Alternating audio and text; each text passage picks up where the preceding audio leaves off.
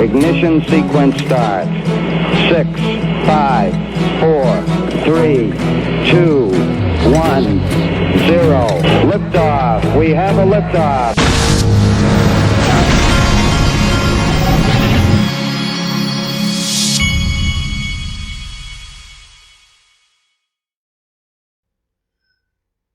Hey everybody, this is the Digital Asset Investor, and today I have something special for you. I was able to interview one of the first 10 employees at Ripple, Greg Kidd. Now, what I found out through this interview process was that here you have a guy who is independently wealthy. He was one of the first investors in Twitter and I believe Square as well. So the guy didn't have to work anywhere. And this guy finds out, I think he said at a poker game, he finds out about this company called Ripple. And what you will see in the interview I'm about to show you should blow your socks off because it blew mine off. I asked him all the hard questions that you would want to ask this particular guy. What I found was that there's a reason that this guy went and worked for Ripple because he knew that this was not an ordinary company. So, but before we go into it, I want to make sure you all understand who we're talking about. He's a venture capitalist. He's the guy that started Hard Yaka is his venture capital firm. Now he also runs Global ID, which I guess is one of the companies. But he was the chief risk officer at Ripple Labs in 2013 to 2015. He used to be at the Federal Reserve Board before that. The guy is Harvard grad, Yale grad, Stanford, Brown University. So this guy is Ivy League out the wazoo, a brilliant guy. And here's his Hard Yaka investment firm. This is his venture capital firm. You can see he's invested in Ripple, Global ID. He's also, and another thing, and I've shown you some of these things before, he's also an investor in Uphold, Coinbase, Robinhood, all these companies we talk about a lot. He's an investor in these companies.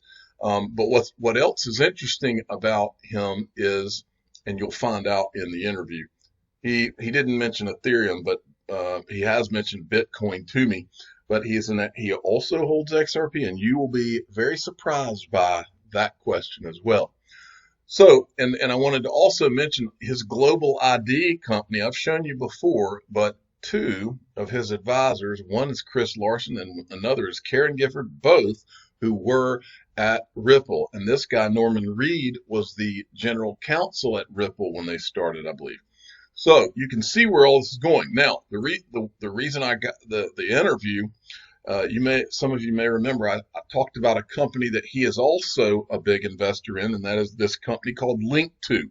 You can find Link2 at linqto.com. That's linqto.com. These guys are packaging, they're kind of pooling shares of different pre-IPO companies, Ripple being one. Ripple is one that they're doing right now. And they've created this investment vehicle. It's called an SPV. So you're in essence buying, the way I understand it, you're buying units of the shares. But the important thing, and this is the question I asked. So if I'm a Ripple shareholder and I own one share of stock, of actual Ripple stock, and that stock goes up 10%, does this investment go up that same 10%? And the answer is yes. So you're buying units of this SPV is what you're buying. And my understanding is that you have all of the same rights that you would have in the ownership of the stock, except for voting rights. Okay. So without further ado, I'm going to stop this here. Now, this video is, in my opinion, this is about 26 minutes of pure gold. So enjoy. We're all here. Yep. Okay. Well, Greg, is it okay if I do a little intro? Please do. Okay. I think you guys all know who Greg Kidd is. He was one of the first 10 people at Ripple. He's also a Ripple investor and a venture capitalist. They all know that. I'm assuming that. And since I only have 15 or so minutes, is it okay if I just tell who I am and then go on? Go for it. Okay. I wanted to start this, though, by making one simple statement, and it's not even my statement. Later in this, I'm going to tell you whose statement it is, and that is that Ripple is not an ordinary company. Google is the internet of information, and Ripple is the internet of value, okay? Now, on to me real quick. I call myself the digital asset investor. That's all I've ever gone by. I've never talked about my name on the internet or anything like that. A few years, actually May of 2018, I was actually mowing my lawn, and my father calls me and says that I should start one of these YouTube channels because I have been studying this company, Ripple and XRP and different digital assets for years. Actually, I started in 2013 as an investor in XRP. So I said, well, I'll try to figure out how to record my screen, and I did, and it took some doing because I'm not a tech guy. Recorded my screen, threw up a video, and then here we are a couple of years later, and I've made literally 1 to 3 Ripple and XRP videos every day for the last 2 or 3 years. I don't know if that makes me an expert, or maybe it just makes me crazy. I don't know. But I have studied this company thoroughly. And I was invited this past year to be at Ripple's annual Swell conference, which was in Singapore, and it is hot in Singapore. I learned that. I've got 68,000 YouTube subscribers, about 24 million views, and there are a lot of people that want to hear me interview Greg Kidd. So that's it. Now, there's one other thing I wanted to say. I see Ripple, and I think Joe said this earlier, I see Ripple as Exxon. I see XRP as the oil. And I see Ripple having laid the pipeline since 2012. And Greg, you may not know this, but one time Brad Garlinghouse, the CEO of Ripple, said something that I've never forgotten. He said, XRP is a part of the heartbeat of Ripple. And so my first question is, you obviously own equity in Ripple. Do you also own XRP? I do have quite a stake in XRP. I actually optioned 1% of the currency back over 5 years ago. So I took a position on 1% of the entire float. So yes, I would say I have some XRP. Do you see the XRP in a similar manner as being the oil? Well, I do. That's a good analogy. There's Ripple that has its business model, which is an alternative to correspondent banking and SWIFT, and the way money has worked between countries, each of which has their own silo. Ripple is a ledger that spans all the currencies. And so it's kind of hard to remember, but Ripple was the second digital currency after Bitcoin. And it was the first one that you actually knew who was behind it. I mean, we were all still searching for Satoshi. With Ripple, you knew it was, Arthur Brito, Chris Larson, Jed McCaleb, David Schwartz. I mean, there were actual people you could go and see and meet and have a beer with. And so it was a company you could join. And yeah, they had their own oil. And at the time, it wasn't, when it started, it wasn't worth anything. Unlike ICOs, where they sold it to the public, the first gift of XRP was from its creators. They actually just gave Ripple 80% of it. So this was all pre-ICO, pre-Ether. At the time, we knew it was, we didn't know whether it was oil or water, but it was liquid and it moved. Okay, well, here's one for you. Stefan, I'm assuming you know. And Stefan Thomas was the CTO. I should have included him in that original piece. Right. He was the CTO. He said this. He said, our product ultimately is the currency, the bridge asset. So the question there is Ripple successful without XRP being successful? Well, without XRP, and again, it depends on what you mean by successful. So successful could mean a high price. Obviously, that's beneficial to me. But the philosophy of Ripple was it just needs to be liquid, right? Because people can get into it and out of it to do things. Now, obviously, if you hold it, you want it to be higher rather than lower. But like hog bellies are, they're useful. Like I don't have an overall stake in the rise of hog belly prices, but if hog bellies are something that's needed for producing a product, you want to have liquid markets. And so for Ripple to be successful, XRP needs to be liquid so there's not friction getting into it and out of it. That liquidity is in many ways more important than the absolute price. But to those of us that see it being in demand, well, when there's more demand than supply, the prices rise, and that's beneficial to be on that ticket. Right. So one of the major issues that has been in social media, and I'm buried in social media all the time, and so we see all of these things, some things that a lot of people don't see. But whether XRP is a security has been a consistent issue that's thrown out there, I would say, by people who don't like XRP or don't like what Ripple's doing. And for those of you that don't know, it's almost like a war that's going on social media, Bitcoin versus XRP versus. So the question is, can Ripple IPO without a declaration that XRP is not a security? Well, and as someone who's gone through the IPO process myself, there's going to be a bunch of risk declarations, and things can be not a security and then become a security. They can be a security and then become not a security. So that is definitely going to be one of the risk disclosures if Ripple goes out without an SEC determination that it's not or is a security. The wisdom of our government is black can be white one day and white can be black the next day. So even if something is declared one thing, there's no guarantee it's going to be that thing in the future. So right. I don't think that's an impediment. I mean, it would be great if the SEC just rolled out the red carpet and said the Ripple stock is the security and the currency is not. But I don't see that happening. So I believe the forward motion is going to be without a definitive statement. And this is kind of along those lines as well. Are we waiting on, because this is a big issue as well with regard to really all digital assets, but specifically XRP. Are we waiting on regulations to be decided or to be announced with regard to XRP? I don't think so. I mean, there has been shown a way through the thicket. Telegram obviously didn't do it. The original Libra did not do it, but there are other companies that have done, for instance, what's called a Reggae offering, which is a way of having the asset actually be a security and get through the red tape for doing that, and then have a path to becoming not a security in the future. There haven't been any really big name companies that have done that, but the SEC has shown that there's a narrow path to getting through this, whether that's the path that Ripple chooses to go through or not. They're kind of too big to be a Reggae offering. Reggae offerings are capped at $50 million of a raise. I think Ripple's outgrown that. Right. Well, now also there's the issue of the escrow. For those that don't know, Ripple has, I don't remember the figures, roughly 50 billion in escrow? It's over 50% of the XRP float. And you mean how much is an escrow locked up?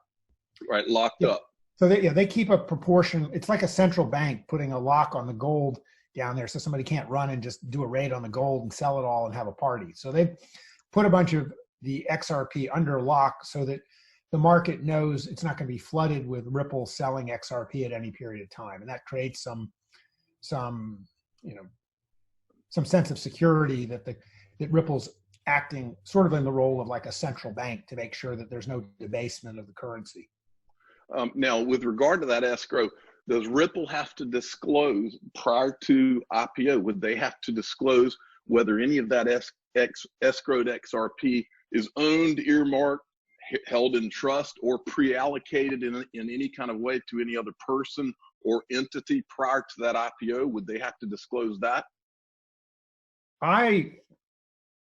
Having been through IPOs before, everything is disclosed. I don't know if there's a specific requirement for that, but I cannot imagine an IPO going forward without like total disclosure about where Ripple stands with all of those issues. Now, I'm assuming you know Miguel Valles, who's the ex-head of XRP markets. My understanding is that he recently left Ripple. Yep. Now, the most interesting thing that he has ever said, and I love some of the words that come out of the people at Ripple, because that is what has kept me so fascinated by this company for so long. He said that Ripple had a simple goal of making XRP the world's reserve digital currency So the question I have is, do you think that Ripple will achieve this goal? Well, I see my hopes are tied up with his vision, but that's why I joined Ripple. I mean, when I joined Ripple, it looked like Bitcoin with two extra columns: currency and who issued that currency. And so I want to live in the Star Trek world. And in the Star Trek world, it doesn't matter whether you're a Klingon, a Romulan, Federation, they could all buy dilithium crystals. But you can't do that if your form of value is all in a silo. And so Ripple was the first that basically had a, like, if you will, an intergalactic currency, something that could go everywhere. The great thing though, I mean, Bitcoin had that as well, but on Bitcoin, you could only have Bitcoin. On Ripple, you could have both the XRP, but you could also have a representation of all the other fiat currencies. So there was a way in and a way out. So it's not just the chips at the poker table. Ripple built the casino in the window where you could exchange the chips to get into and out of dollars or any other fiat currency. And so, you know, on the goal to becoming the digital currency for the world, having convertibility sounds like a good building block. So if Bitcoin was 1.0, Ripple looked like 2.0 to me, and it looked like it had a better chance, both because of speed, performance, but this ledger that had both crypto but also fiat currency, that looks to me like the bridge between the old world and a possible new world. So again, the jury's out. I obviously decided to take a punt on it. You know, I still remain active and keen in the community. Well, I love what you just said about Ripple creating the casino and the window. I like going to casino every once in a while. But this next question kind of is in line with that, what you just said as well. And this would kind of give me what your degree of confidence is. And this is a Brad Garlinghouse quote. What we're doing and executing on a day-by-day basis is, in fact, taking over SWIFT. So on a scale from 1 to 10, how close do you think Ripple is to taking over SWIFT? Well, I mean, there's still a long ways to go. I'd put it like in that process, we're still at sort of a 2 or 3, because you can look at how much money is still passing through those old legacy rails, and old habits die hard. I mean, those correspondent banks, they make a tremendous amount of money on the friction that remains within the correspondent banking system. And so while some banks have gotten on board with Ripple, let's be very clear, when you have something that reduces that much friction, that's going to cut into, you know, a very exclusive club of banks that have had it very good for them for a very long time. And so it doesn't matter what your technology is. You can have even regulation on your side, but that is a powerful market dynamic to unwind. And so don't know what it's going to take to get to a tipping point, right? Swift is still the big dog, right? So Brad's a hungry guy. He's a aggressive. He's got a suit on, but he's aggressive. So I don't want to handicap that one as above sort of 2 or 3 out of 10. Right. Long ways to go. Right. On another thing that you see a lot in social media, the catchphrase of the anti-XRP or anti-Ripple people is that banks won't use XRP. Will banks use XRP in your opinion? Well, so we went through this, and one of the things I saw was like banks are going to be kind of like the last one to come to the party. So you see who the intermediate solution was that to go to not to banks, but to go to the money transmitters. And so when folks like MoneyGram start using XRP, or other folks that are in the money business and are moving money around, they're not as stodgy as banks, and they're not part of the correspondent banking boys club, right? So there's always going to be folks that are at different points on the innovation and adoption curve. And and banks, despite whatever PR talk they take, they're very far back on that curve. But the money transmitters in the world have been more rock and roll in that, and that's been an easier market to get started in. We're still very, very early on in bank adoption. Some of the early banks we did just used it because they were multinational, international banks that had different parts. They just used it to move money between their own subsidiaries, right? So that was like the first usage, because they were still having to wire transfer just between their own subsidiaries, because there's no way to move money without correspondent banking, even when it's within your own bank. And they could do that without having to worry about persuading the other banks to do it. They could just persuade themselves to do it. Those are some of the early use cases. Okay, well, most of the market to this point has been pure speculation, but I think that everybody would agree that the whole concept of XRP is that as there's more liquidity in the system, that there's a price rise along with it. What do you think makes the XRP price rise? When you take speculation out of it, what do you think is going to make that XRP price rise? Well, there's a limited amount of XRP in the world. I mean, 100 billion sounds like a big number. But look, what is XRP competing with? Right now in the correspondent banking system, banks have to deposit money, nostro, vostro, all around the world. So there's pots of liquidity so that things can move from one silo to another. The way that all works is with pre-funded liquidity. And all that pre-funded liquidity happens in all the different fiat currencies of the world.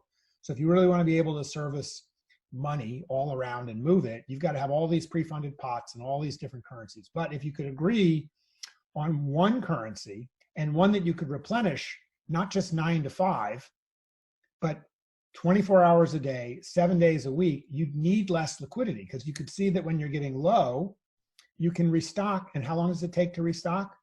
3 seconds. How much does it cost to restock? Less than a penny. And so the advantage of XRP is it's a much more efficient method of moving liquidity around. It would be like having an engine that ran on a teacup of oil rather than a gallon of oil. Everything still needs liquidity. Pre-funding is good, but when you can top up your pre-funding in 3 seconds, you need a lot less oil in the engine for the engine to work well. And that's what Ripple brought to the market. Are you saying that a lot of that nostro money one day is going to be in XRP? Is that the ultimate goal? Oh, it's going to be replaced. It's going to be replaced by XRP. And so that just that demand for the thimble of oil, like that thimble is pretty big. And so if all the banks need just enough XRP to handle their liquidity requirements, and you also have money transmitters doing it, and maybe even just major corporations are doing it as well. They're just posting their own liquidity around. Everybody needs less liquidity than they needed nostro and vostro fiat currency, but that's still a lot of practical need for XRP. And so I think Ripple's done some of those calculations. If each bank around the world and each other regulated financial institution had just enough XRP for their liquidity needs, that would create amazing practical demand for XRP all around the world. Just like there's only 21 million Bitcoins, if people want to have that in their portfolio as like a defensive asset, by the time all the different retirement funds, hedge funds, individuals buy just to have a little bit of extra of Bitcoin tucked away, that creates an overall aggregate demand for Bitcoin. Same is true for Ripple, although its purpose is not just like as a panic currency, it's for a very specific task, creating an alternative to the heavy liquidity needs for the current nostro vostro system of correspondent banking. And we are talking trillions. Yeah, there's trillions. This is the huge kind of dead weight loss in the economy when you have money tied up just so you don't run out when you're trying to like move funds from one country to another. It's a dead weight drag on society to have a huge amount of our liquidity tied up in nostro vostro accounts around the world. Greg, have you ever read or heard of the Hodor blog in the XRP community? I have not heard of the Hodor blog. That's okay. Quite a name. Educate. Well, Hodor is named after the guy from Game of Thrones, if you watch Game of Thrones. All right. Yeah, okay. Okay. But Hodor is a very smart guy that was in the XRP community, and he wrote a blog. And the reason I know that Ripple's paying attention to this blog is because he's the only guy in social media that Brad Garlinghouse has said, I read that blog. I want to read something to you that this guy said, and I want to see how crazy you think it is or is not. He said, and he's talking about the 1%, in other words, the top 1% of wealth in the world. He says there might be a day very soon where this 1% translates into the classical note, and he's talking about 1% XRP holders as well here. Right. This 1% translates into the classical notion of the 1%. the upper echelons of personal net worth. Is that cuckoo for Cocoa Puffs to you, or is that in a scenario, and I'll give you in a scenario where your SWIFT answer is not a 2 and it's an 8 or a 9. In that scenario, is that a crazy statement? Well, so again, I'm ex-Federal Reserve. I worked at the Board of Governors in the payments group, and but it's been 15 years since I was there. If I was there now and somebody told me that like in the future, the U.S. government's going to be $1 trillion here, 3 trillion there, printing money, I wouldn't have believed it. Now, we live in that reality. I'm not making a political or social statement as to whether that's good policy or bad. But when you have the other forms of value, being printed with sort of like no end in sight, it does suggest that maybe you should have some portion of your net worth in something that is very difficult to debase. And obviously, if you're like one of those 1%ers, it's kind of an easier thing to do that. And but in society, people have historically, they've always tucked some gold away somewhere, or put some cash in the mattress, or had a traveler's check tucked away in their wallet. Why wouldn't you have some portion of your net worth tied up in an asset that may be inflation and debasement proof? So it's been a great talk, Greg. And hey guys, Mr. DAI, we really appreciate it. We're going over time a little bit here, but Bill, can I ask one last question? You please? certainly can. It's highlighted. Last question. Okay. All right. Greg, are you ready? I'm ready. Okay. You said a minute ago that Brad Garlinghouse was, is an aggressive guy and all that. Well, the reason I've been studying Ripple for so long and it's kept my attention is because it's not just Brad Garlinghouse saying these things. I wanted to read 2 or 3 things here that they said and then ask you a question, because words mean things. I've learned that at age 46. This is Naveen Gupta of Ripple. He says, Ripple is not an ordinary company. We are not here to have a small market share and make a small amount of money. We are here to make a dent in the universe. And then Brad Garlinghouse has referred several times to Ripple as creating what will be a new world order. Miguel Valles, he said that the goal was to have the liquidity in XRP of a G10 currency. And then Chris Larson said that he thinks XRP is going to become like the Singapore dollar or the Swiss franc. Evan Schwartz said that the addressable market, these are all guys that work for Ripple or did work for Ripple. He says the addressable market size is, I quote, all of the money.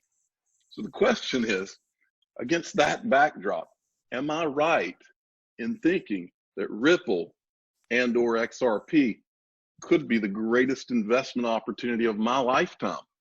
Is that?